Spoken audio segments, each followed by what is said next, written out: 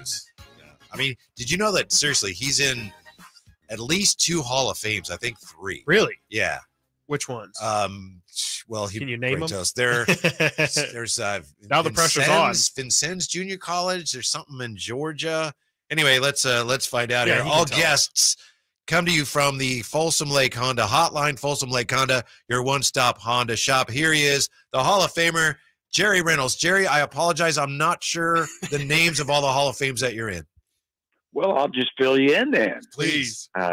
The Springs Valley High School Hall of Fame in French Lick, Indiana, where there's only 2 jerseys retired, mine and some other big, tall guy named Bird.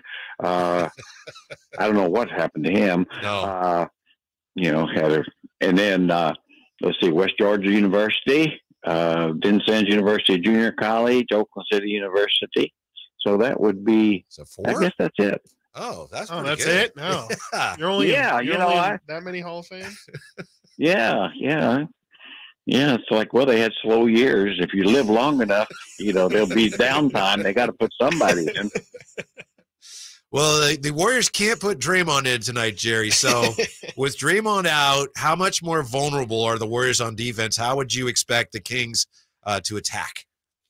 Well, I think they are. That is where they'd be a little more vulnerable. And I think it really just allows the Kings to keep playing like they're playing. I don't think offensively they're going to want to do very much different. Draymond is more of a factor against Sabonis than anyone else. But, I mean, obviously Fox, Monk, Herter, those guys probably are going to be needing to play their game. So, yeah, I mean, it's going to help hurt the Warriors, I think, depth-wise and defense, and offensively it might actually help them. Wow. Jerry, what's been the biggest surprise to you so far in this series? That's a great question. I mean, I think as much as anything, it's just the physicalness of the game so far. Right. I mean, it's definitely playoff basketball, but I'd almost say it's almost a throwback to the 90s. I mean, they're really letting a lot of contact go on the guards, and cutters are getting bumped a little bit, and which I like. I love it. It's fair. I think the officiating has been very fair. I thought the game 1 was just absolutely brilliantly officiated. Game 2, less so, but it's just simply they're consistent in allowing the physical nature to some degree, and I just think it makes it better because guys are having to earn their baskets. Right. It's just not so many gimmies and open shots, comfortable looks, and getting in a rhythm. And so I guess that would be it. Jerry, obviously we're all very sensitive to the officiating in Sacramento. I have this fear, and not just from, 2002, but from watching the playoffs for many years, I have this fear that Sabonis, by the time he gets off the bus, he's going to have 3 fouls. I mean, am I paranoid, or is that sometimes just the nature of these playoff games? Well, you are paranoid, but I think in this particular case, there might be a little bit of merit to it. I think they're going to be watching him a little extra close. He is a very physical player, and I think may have gotten a little bit of a good whistle as much as I love the guy and for the Kings, but I think, he's dislodged a couple of defenders with clearly that got by with it, that sort of thing. So it's worth worrying about, I think. Gotcha. Jerry, what are some of the bigger differences when you're traveling now in to Golden State's place? What are some of the challenges you face as being the road team now in a series? Well, I don't think it's quite the same for Golden State Kings 90 right. miles and certainly there's each team has been in the other's arena several times, so and even when you've got a little bit of your own home crowd in the building. So I think it's probably the home court is less valuable than usual. I mean, always in the playoffs, I think so, because you have the scrutiny of the national audience, the NBA itself, the referees are the best referees in the league calling the games, and they're being scrutinized, and they know it. So compared to a regular season game, I think the home court is less valuable. Jerry, if I may, did you think Draymond Green would be suspended? Did you think he should have been suspended, as he has been, of course, tonight for Game 3? I didn't think he would, but then after I read Joe Dumars' statements, and I was watching regularly watching Mike Wilbon and Part Interruption. I think that's a great show, and he had said pretty much the same thing. He didn't think that he would be suspended, but when he read Dumars' statements regarding, all of his acts in the past and history, and how the crowd incitement, and I think Wilbon made the great point. It's like, well, if there's anybody knows about stuff like that, it'd be Joe Dumars. Certainly played with the Bad Boy Pistons, and then was general manager during Malice in the Palace. And I thought actually, I really did think if the Warriors themselves had done a better job of getting Draymond settled down, he might be available. So and I think he deserves it, and I think honestly they deserve it. Speaking of deserving, Mike Brown last night got named Coach of the Year, first ever Sacramento Kings coach to be given that honor.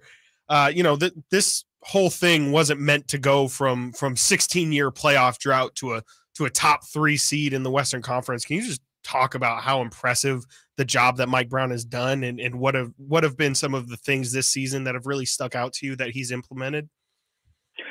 Well, certainly the fact that he was unanimous Coach of the Year tells you a lot. Absolutely. I don't think I can ever recall that. He, the job he did is just amazing. He should have made him a Coach of the Decade and saved a lot of time. But I think, I've always said I think there's only 2 things a coach can do once the roster is there, and that's motivate them and utilize them correctly. And he has done both. I mean, they are, on a consistent basis, probably have been more motivated than about any team in the league. They bring us close to their A game more nights than about anybody over an 82-game schedule. And then in playoffs, of course, 2 for 2. And then as far as utilizing players, not many coaches probably would have been figured out how to utilize Sabonis as well as he's been. And certainly, he has the skill to do it, but I thought Alvin Gentry did some of it. So I want to give Alvin credit there as well. But I think Mike certainly studies the game and saw how well he played, as a focal point of the offense. And then that also he really allows De'Aaron Fox to be De'Aaron Fox when it counts. And he's also gotten De'Aaron Fox to be a lot more focused on the defensive end. So all those things, plus I think the most amazing thing to me, the pace of play. I've never seen a team get scored on and get down the floor and beat the team that scored on them so consistently.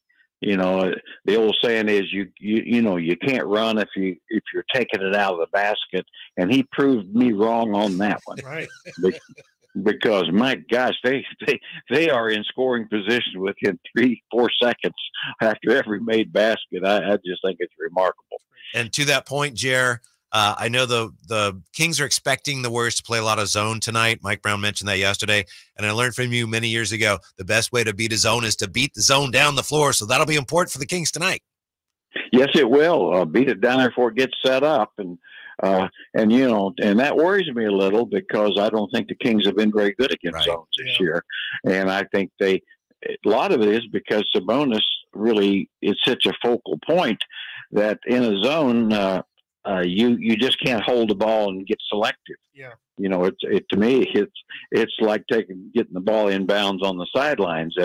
Whatever's open, get him the ball, get the ball moving. And I always say 2 quick passes will break a zone down, but it starts with 1 quick pass. So I think that's what I'll be watching because that concerns me a little. And I mean, it's not like Sabonis is selfish, but he's so used to picking out the kind of a quarterback picking out the best receiver. Well, I don't think you had that opportunity.